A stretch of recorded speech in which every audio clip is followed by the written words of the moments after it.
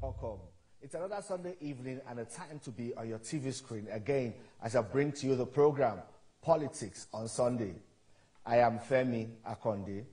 Well, now the road to the 2027 general election may still seem a bit long, but the journey has already started. However, the polity is becoming soaked in anxiety. Politicians are talking about alliances, mergers and collaboration. Even in the National Assembly, lawmakers are reviewing their political affiliations. Some are already taking the decision to dump their political party for another. Well, just recently, eyebrows were raised when the former governor of Kaduna State, Nasir El-Rufai, alongside some prominent politicians, held a meeting at the headquarters of the Social Democratic Party here in Abuja. According to the SDP, this meeting was to look for a unified platform for the 2027 presidential contest. Prior to that day, Nasir El-Rufai had to categorically deny rumors that he had joined the PDP. But also, he has not been reported to be actively participating in the affairs of the APC. One thing is clear, however, the build-up to the 2027 election will be intriguing to watch. Some people have even dubbed it the Game of Thrones due to the anticipated intense political maneuvering. While joining me live in the studio is the man in whose office that meeting was convened. Alhaji Shehu Gabam is the national chairman of the Social Democratic Party. Welcome to the program, sir. A great pleasure, Femi. Yeah. Happy New Year. We're still in January. Yes. So Happy New Year to you too. Well, you know, when that meeting was reported, some newspaper headlines even captioned it as El-Rufai, Atiku's allies meet SDP leaders behind closed doors. Is that a fact, Atiku's allies? I really don't know. You know, in a political environment, individuals are entitled to their interpretations. So for me, as the chairman of the party, there's nothing like anybody's alliance, but it's a visitation to me and to discuss a lot of national issues, including reviewing 2024. 2027. So those perspectives by individuals, they're entitled to it. So you would say the agenda now was not strategizing ahead of 2027 to unseat President Bola Tinubu? You know, politically, the very day you won election, if you are a politician, you have to start planning for another election. And the very day you lost election, you have to start planning to win the election that you have lost. For we in SDP as opposition political parties that are privileged to win some seats in the National Assembly, State Assembly, councillors and so on and so forth, of course we have to do everything humanly possible to re-strengthen our party, to ensure that the weaknesses being exhibited by PDP and APC do not exist in SDP. Our responsibility is to create a dynamic environment, very friendly environment, for everybody to come and aspire to whatever position he wants to aspire to. There's nothing personal. I don't have anything personal against the President and Commander-in-Chief, but I have responsibility to pilot the affairs of my party. I have responsibility also to win election, just the way APC is still planning to win the election. So it's a competition. And it's legitimate and it's within the ambit of the law. So why do you think Nasir El-Rufai's presence or participation in that meeting is generating so much interest? Why? It's very clear to me now with what is happening that Malam Nasir El-Rufai is a threat to certain people. I've never thought it's as strong as this. It's evidently very clear. It's a threat to a lot of who and who, but the way they magnify it, very casual issues, it shows that he's a big threat. And if it's a big threat, and if it's this important, I thought they would have utilized his potentials, his skills, his ability to strengthen the system than to create gaps. And now they are worried about the gaps that they have created. We did not create that gap. SDP wasn't part of that. I wasn't with APC with Malam Nasir El-Rufai. In fact, my relationship with him has nothing to do with political interest. It's a relationship that I've been on for a very long time. You will be surprised to know that throughout his tenure as a governor in Kaduna State, I have never visited him. So, but we maintain relationships. Some of us keep relationship instead of political interest. Political interest can always shift, but relationship remain. We value relationship more than political interest. So the way they are taking the issue as if there's some earthquake somehow coming. Why it is coming from, they don't know. The ground is shaking. So from what happened, the analysis, the presence of the red button certainly is a major force they are worried about. But I think Mala Nazarova is in a proper position to explain that. I'm not in a position to explain. But, you know, prior to that day, you know, there was also this rumor, even though he came out to counter it, that he had dumped the APC and switched to the People's Democratic Party. He came out to counter it. So that's why when they saw that meeting with you at the SDP Secretariat, a lot of people were curious. You know, once you are a threat, speculations are imminent. That speculation of joining PDP is the same system, is the same game, trying to see where they can push him, trying to see if they can get under his skin and things like that. But I also saw his response. There was nothing like that, just the way he have not joined SDP. You know, we are just talking as friends, reviewing things. But, you know, in politics, these dynamics are very complicated, especially when things are getting bad instead of good. A lot of things are going on. A lot of things are going on. When you say a lot of things are going on, clearly you no longer, because you have also openly endorsed some of the policies of this president, and I also know that Nasir El-Rufai openly campaigned for President Bola Tinubu, but it seems a lot of things have also changed. What has changed? I have said it here severally, and I'm still saying it. My analysis of the President and Commander-in-Chief is that he will perform much, much better and more sophisticated than President Muhammadu Buhari. Our expectation was so high because he has gone through the process. He has gone through the process of opposition. He has been in the establishment, government in power for 8 years of President Muhammadu Buhari. So the simple analysis or the collections of everyone that he has the pulse of the situation of Nigerians. He understands. And during the campaign, when they were campaigning against Jonathan, there is nothing that they have not said, including the subsidy. They call it a fraud. President Muhammadu Buhari said that he was a minister of petroleum. There was nothing like subsidy. But that fraud, he lived with it for 8 years as a president and commander-in-chief. So you now can imagine when they were hitting Jonathan extremely badly, damaged, abused, with all sorts of language. At the point, the President Jonathan said that if they took him to black market, nobody would buy him. But today they are facing a similar situation, which means something is fundamentally disconnected. Something is not going right. Whether it is the president or lack of crack team that will draw his attention to some of the things that are affecting the sensibility of Nigerians is what I don't know. When you say lack of a crack team, you know, he also said that he has put together a very solid team at the last media chat. And he said that he has all his ministers and members of his cabinet are useful, and, you know, everyone is fit for purpose. I think if they are useful, he wouldn't have reshuffled the cabinet. Just a few and of them I'm still hopeful that he's going to reshuffle the cabinet, because he's a president who has a listening ears. And I think he has a department that assesses the performance of all the ministers. I've seen some of the record and recommendations before him. So I don't believe a president should assess himself. I believe a president should listen to the outsider to rate him. A normal politician who understood the dynamics of power and power play should not make an attempt to score himself. Should allow the people, the citizens, to score him. Otherwise, he will not know what he's doing that is right and what he's doing that is wrong. So I believe I faulted that statement by the president, scoring himself high. That's not who a president should be. It is a citizen that will score him. He should listen to the worries of Nigeria, because the president knows that the greatest challenge Nigeria faces is insecurity. He didn't cause it, but he inherited it. So he inherited the asset and liability of the outgoing administration of President Muhammadu Buhari. Virtually everything he inherited it. And he knew those things, and he agreed to reprioritize and fix them.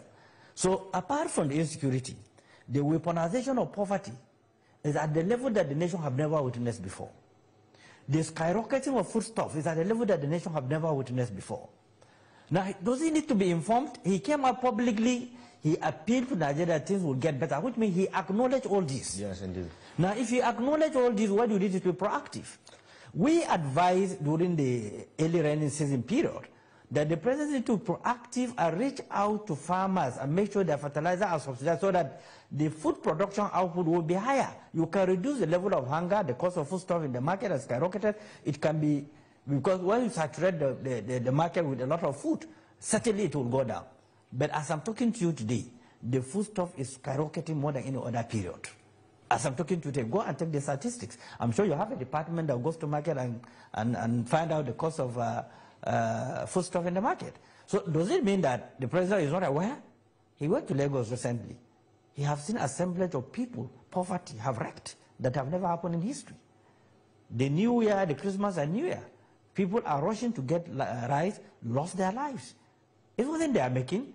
They did not wish to die, but the mismanagement and the level of poverty that have enveloped the country forced people to go and do everything to ensure they got some foodstuff to feed their family. But that led to their deaths. But the presidents have also said that these reforms are working, they are beginning to work because there are signs and indications, even backed by government data, to show that these things are beginning to work. Femi, I don't know the data. You help me if you can mention the data. Because the statistics that shows economy is functioning means the life of the citizen is improving. Their source of income is improving. The cost of foodstuff is coming down. It's accessible to every Nigerian. The cost of transportation is dropping. People can move freely, with little amount of money. And then the cost of light it has also come down. Now the cost of light has skyrocketed. You buy a light of 15,000, it will not last you 3-4 days. Before, if you buy a light of 15,000, it will last you for 2-3 months. So I don't know the economic experts that are telling him that the economy is improving when people are dying with hunger. It happens at the end of the year, not far away, just December. So you think the president is not well advised? I believe the president means well, but he's not well advised. He lacks people to give him the real statistic, reality life of what the nation is going through.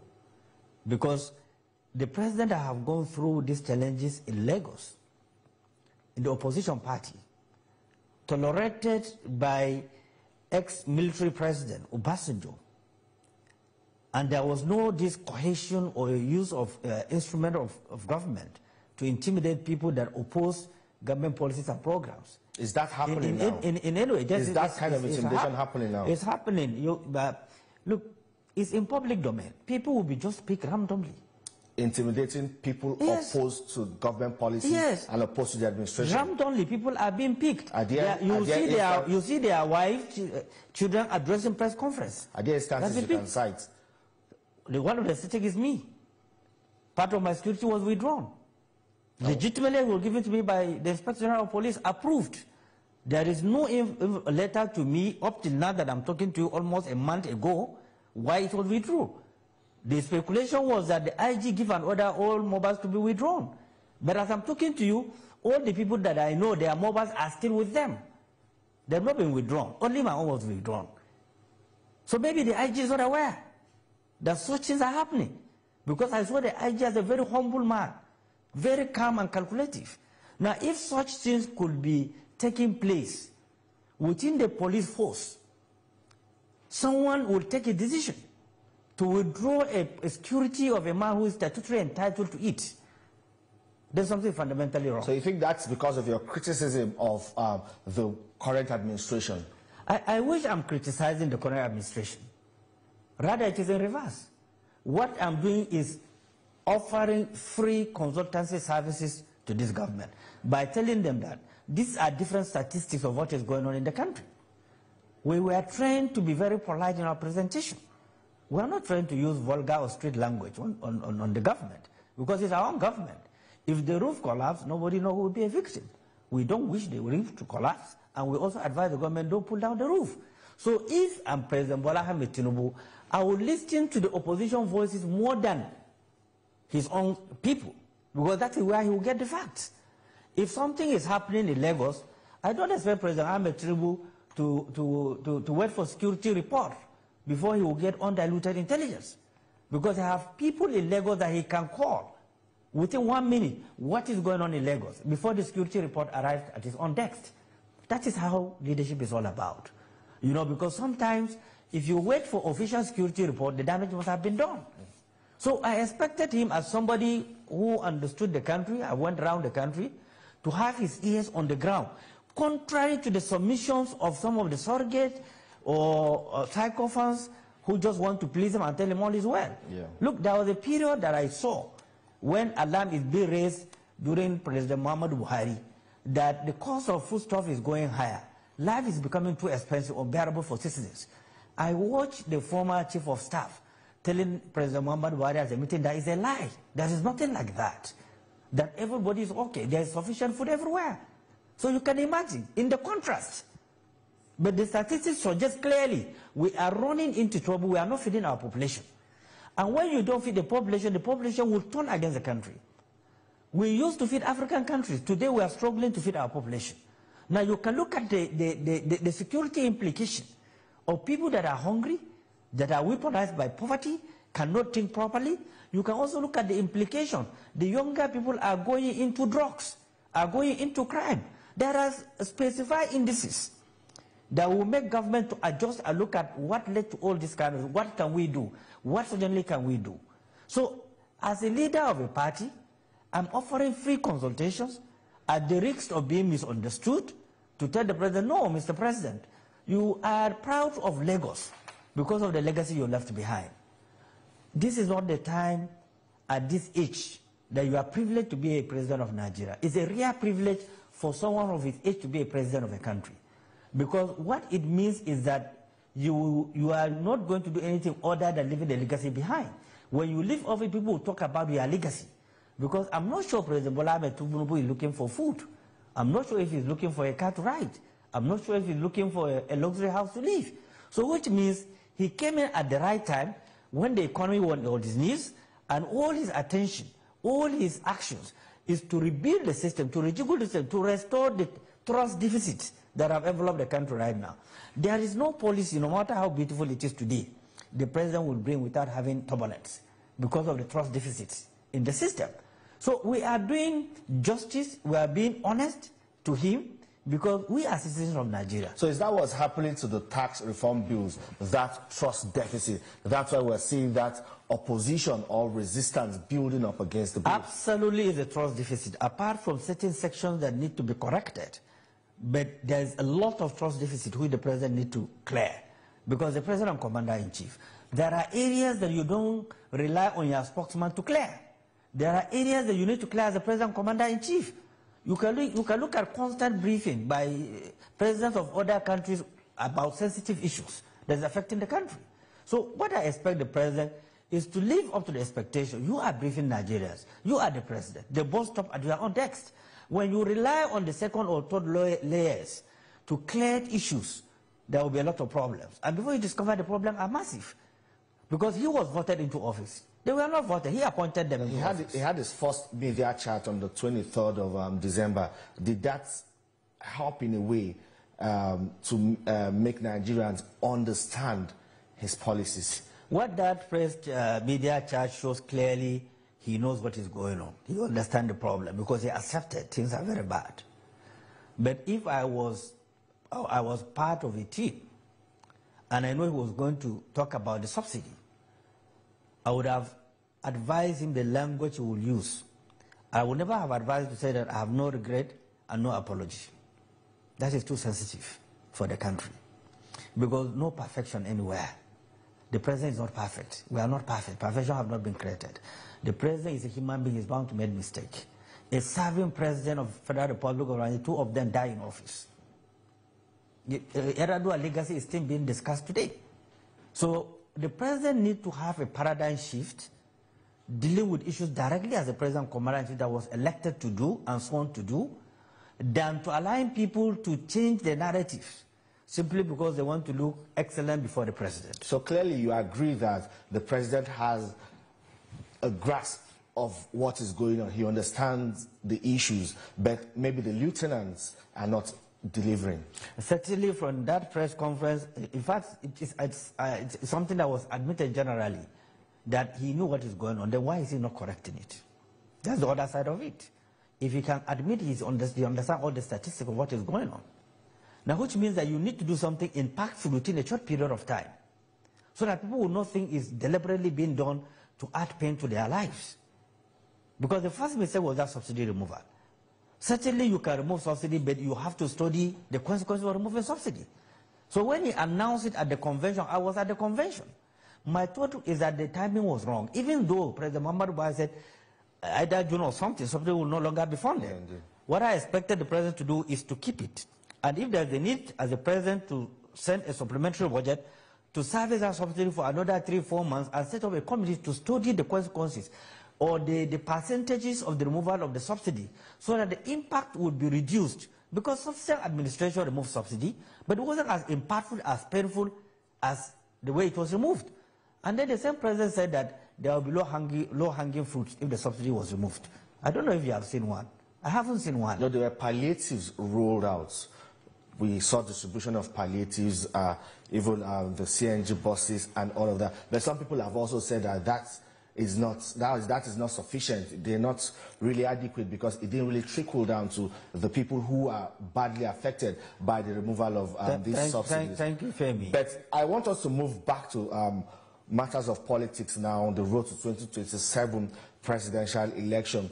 We know that there are indications that there might be some strong alliances, mergers, or coalitions of political interests ahead of these, ahead of the election. But some people are saying that any attempts to upset the apple cart of power rotation will fall flat on its face, because there is already an arrangement which also your friend Nasir El-Rufai championed at that time, ahead of the 2023 general election, that power must shift to the south. But we are beginning to see some agitations, especially from the north, that power should return now to the north, which will upset the apple cart of power rotation. I think you need to know this. Power rotation is a purely internal affairs of a political party. Purely. In the last election, other parties present candidates outside the south. It's a purely internal affairs of a political party. It's not written even in the party's constitution, because the Supreme Court says zoning is discriminatory. Okay? You need to know that. You also need to know, I was one of the first Nigerians, the youngest Nigerian, that challenged zoning in 1999. When it was zoned to the south, I say it's still danger for the country. It will divide the country more than uniting the country. I went to court. Afe Babalola was defending the PDP, and then YC Mekel was our own lawyer, and the court says that zoning is discriminatory. Now, that doesn't mean that the parties cannot sit down and have understanding in the overall interest of the country based on our peculiarities, that we need to do this and do this so that some people will not feel shortchanged. It's very normal. But don't make it to feel as if it's a constitutional provision. It's not. It's an internal affairs of the party. That was the decision of APC. It was the decision of PDP then. It was also our decision when we have case up to the Supreme Court. You remember Jerry Garner versus Donald Duke. I hope you remember that very clearly. When Jerry Garner was saying, no, it's the turn of the North. And Donald Duke is not supposed to contest. So these are variables that the democracy have provided. And secondly, I don't think there is anybody who is deliberately undermining president. Now, these are part of the inbuilt to create tension, to create apprehension, to create distrust between the president and the citizens. Now, if they said the Northerners are ganging up against Tinubu, 62% of the votes were from the North. Did Bola coerce them to vote him? The Northerners came together and voted for him because they have good intention. They see him as somebody who means well for the country. Who is changing the narrative now? And who is the narrative going to suit?